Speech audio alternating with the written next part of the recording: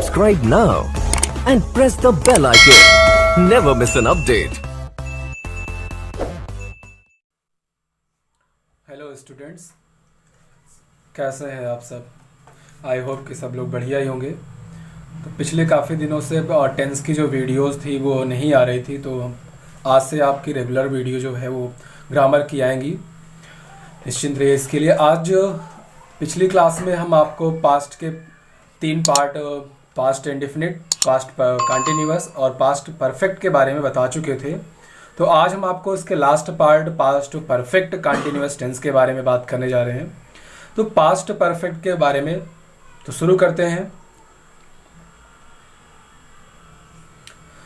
Past perfect continuous tense का मतलब ये होता है कि जो भूतकाल में, यानी कोई ऐसा कार्य जो चल रहा था या चल रहा है वो जारी अब भी है, यानी निर्दिष्ट समय से वो जारी है और उसके जारी होने का एक समय दिया गया होता है कि वो कार्य जो पास्ट में चल रहा था वो क्या है, अब भी जारी है और वो कब से जारी है ये उसका समय दिया होता है। इस टेंस में आपका जो यूज होता है उन्हीं कार्यों के लिए किया जाता है।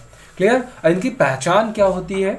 इनकी पहचान ये होती है कि हिंदी वाक्यों के अंत में, क्रिया के अंत में आपको मिलेगा रहा था, रहे थे, रही थी, और जो कार्य है यानी जो भी एक्शन जारी है कर हो रहा है उस समय में, पास्ट में, उसका एक समय दिया होता है। क्लियर। जैसे आपने प्रेजेंट परफेक्ट कंटिन्यूअस में पढ़ा था, उसमें भी क्या होता है, जो कार्य होता है वर्तमान में वो जारी होता है और उसके जारी रहने का एक समय दिया गया होता है। वो समय भी हमने आपको डिफाइन किया था कि 2 प्रकार से होते हैं, एक होता है निश्चित समय और एक अनिश्चित समय, जिसे हमने आपको सिंस और फॉर के बारे में बताया था।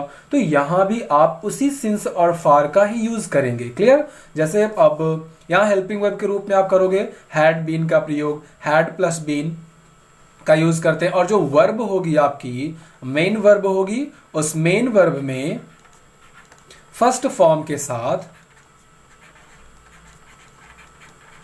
ing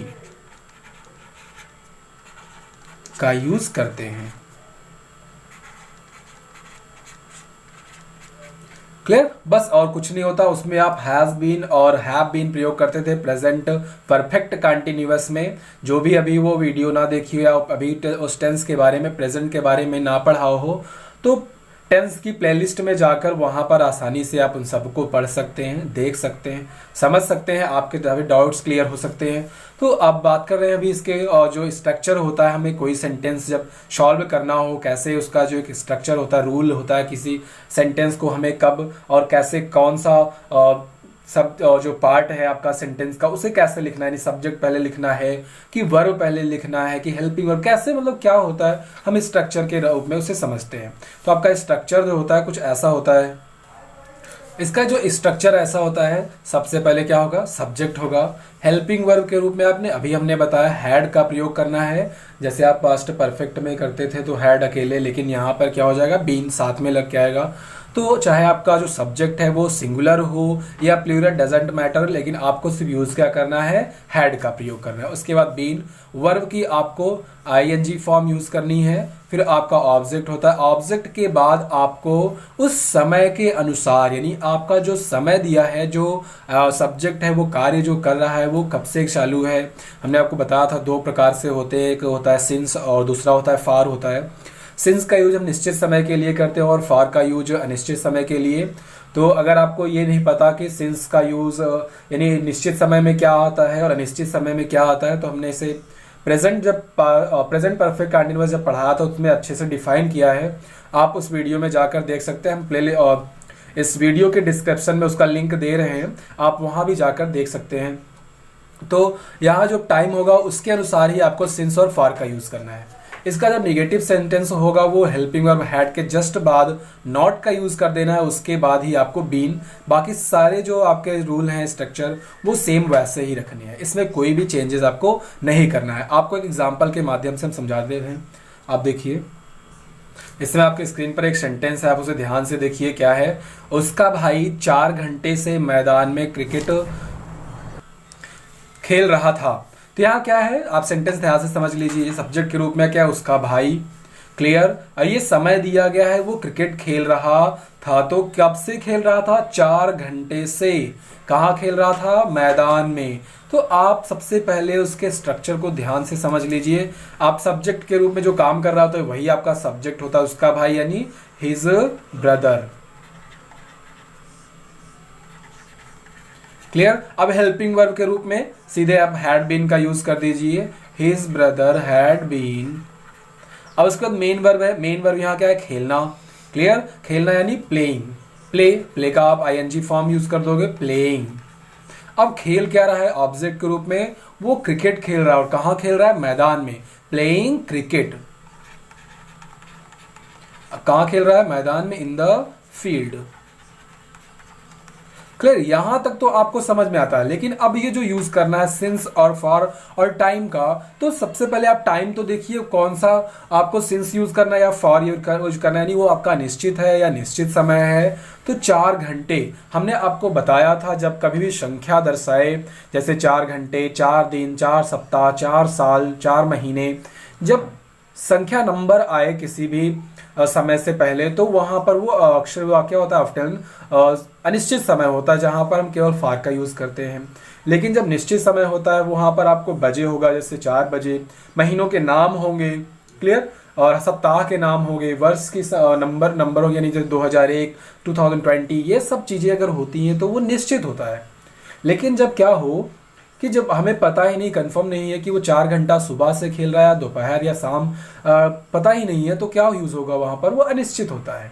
नंबर देगा किसी नाउन के पहले, नंबर जो समय बताने वाले जो आपके चीजें हैं, घंटे हो गया, हफ्ता हो गया, सप्ताह हो गया, दिन हो गया, उन सब के पहले नंबर एडजेक्टिव है, तो क्या होगा? वो अनिश्चित समय। क्लियर। यहां पर क्या हो जाएगा? For 4 hours, for 4 hours. Clear. अगर इसको हमको निगेटिव चेंज करना होगा तो क्या करेंगे? हिज ब्रदर हैड के बीच में ही आपको यूज करना है not, had not been playing cricket in the field for 4 hours. Clear. ये होता है एक सिंपल सा सेंटेंस को सॉल्व करने का तरीका। आप बस स्ट्रक्चर को फॉलो कीजिए, एकदम सिंपल सा स्ट्रक्चर जो आपको यूज करना होता है किसी भी सेंटेंस में, क्योंकि ये सही तरीका होता है कि आपको सबसे पहले सब्जेक्ट लिखना होता है, फिर हेल्पिंग वर्ब होता है, फिर मेन वर्ब होता है, फिर ऑब्जेक्ट, उसके बाद जो एक्स्ट्रा चीजें लगती हैं वो उसके सेंटेंस और टेंस के अनुसार ही होती हैं। तो हम आपको और एग्जाम्पल्स देते हैं। आप इन 2 सेंटेंसों को ध्यान से देखिए। क्या है आपका? गाय सुबह से नदी पार कर रही थी। यहाँ जो गाय हैं वो क्या कर रही हैं? नदी को पार कर रही हैं। और कब से? जो टाइम है वो आपका सुबह से। क्लियर। अब सुबह से आपको हमने बताया था कि सुबह दिन के कोई भी भाग होंगे, पार्ट ऑफ डे, वो आपके निश्चित समय में आते हैं। दूसरा सेंटेंस आप देखें, मैं यह उपन्यास 2019 से पढ़ रहा था, यानी वो कोई उपन्यास है उसको 2019 से वो क्या कर रहा था? पढ़ रहा था। 2019 भी जो आपका सन दिया है वो भी एक निश्चित समय है। क्लियर। अब इसको सॉल्व करते हैं तो सबसे पहले जो सब्जेक्ट है वो क्या हो जाएगा? The cause. Clear. Had been, पार करना क्या होता है? क्रॉसिंग, क्रॉस, आईएनजी जोड़ देंगे, क्रॉसिंग द रिवर। कब से पार कर रही है? सुबह से। तो सुबह के लिए क्या हो जाएगा? निश्चित समय है, since morning, full stop. Clear. क्या होगा? The cows had been crossing the river since morning. इसका जब निगेटिव बनाएंगे तो हमको यही हैड के बाद क्या हो जाएगा? लगा देंगे, नॉट का यूज कर देंगे, तो सेंटेंस आपका निगेटिव में चेंज हो जाता है। क्लियर। दूसरा सेंटेंस क्या है? मैं यह उपन्यास 2019 से पढ़ रहा था, तो आई हैड बीन। आपका सेंटेंस में सब्जेक्ट आपका चाहे सिंगुलर हो या प्लूरल हो, आपको हेल्पिंग वर्ब के रूप में पास्ट परफेक्ट कंटीन्यूअस में सिर्फ और सिर्फ हैड बीन का यूज करना है। क्लियर। क्या हो जाएगा? I had been reading this novel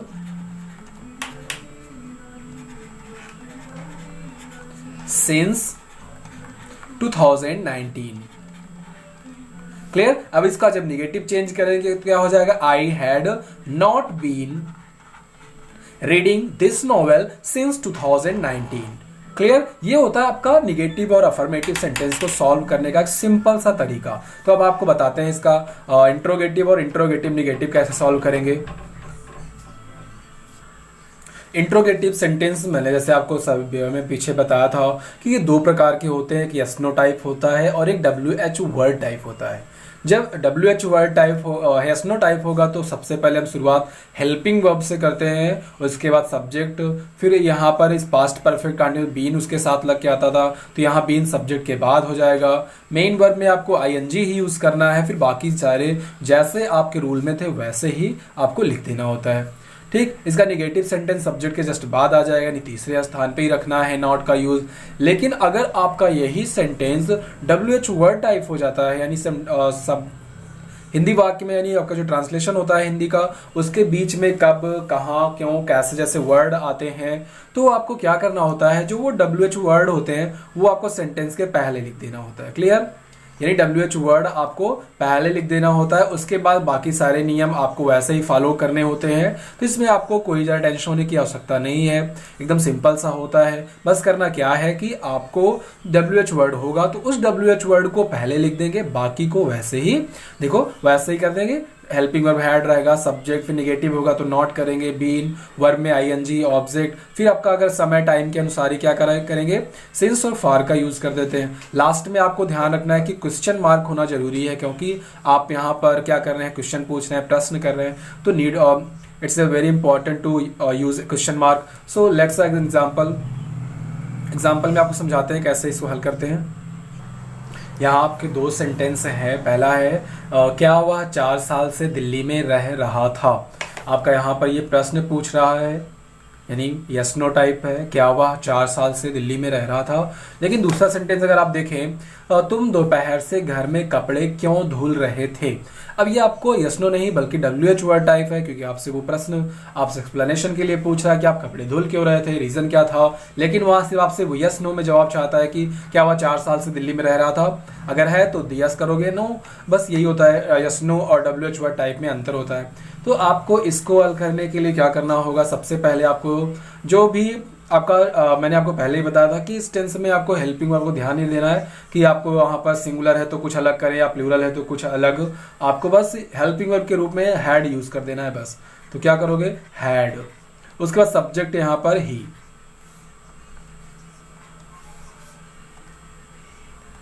had he. उसके बाद देखो स्ट्रक्चर में देखो क्या है, बीन है, उसके बाद मेन वर्ब में ING, रह रहा, रहना, living. Clear. He had he been living, कहां रह रहा था, दिल्ली में, इन दिल्ली ही,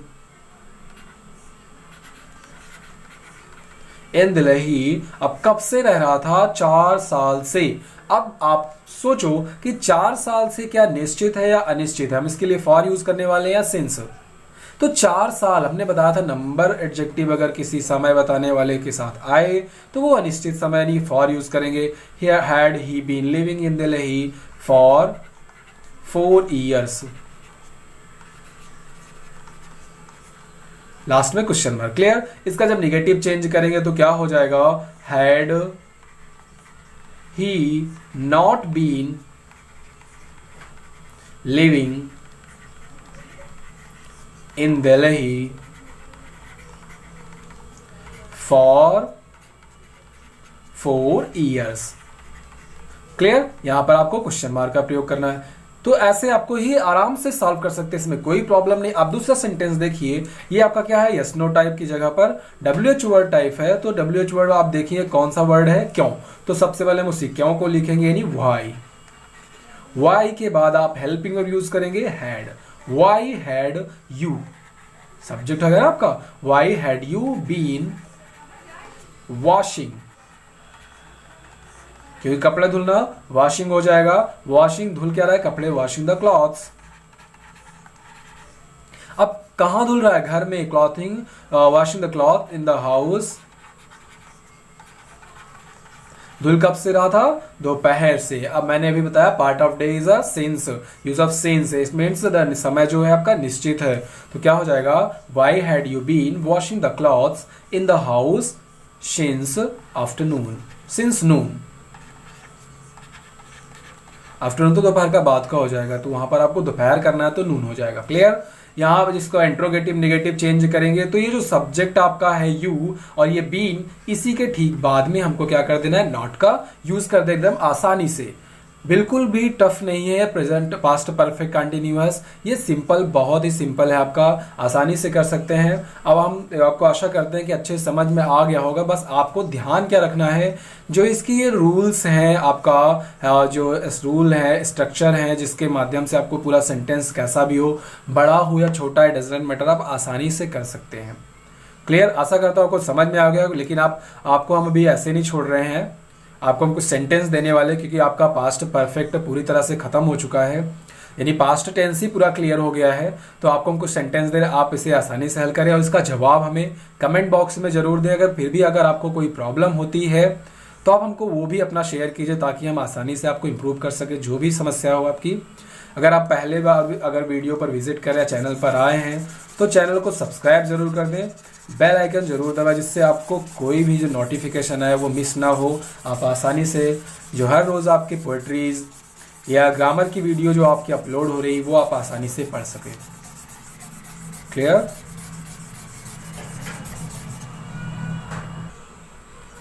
तो आपकी स्क्रीन पर यहाँ पर कुछ प्रश्न दिए गए हैं, जिन्हें आप आसानी से सॉल्व कर सकते हैं और अपने आप को एग्जामिन कर सकते हैं कि आपने कितना पढ़ा। इसमें सभी जो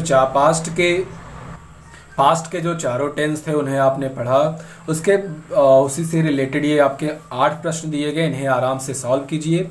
सॉल्व करके आप अपना जवाब कमेंट बॉक्स में दे सकते हैं, ताकि हम देख सके आपने क्या किया, कितना गलत, क्या सही किया। मिलते हैं जल्दी ही नेक्स्ट वीडियो में, तब तक के लिए बहुत बहुत धन्यवाद।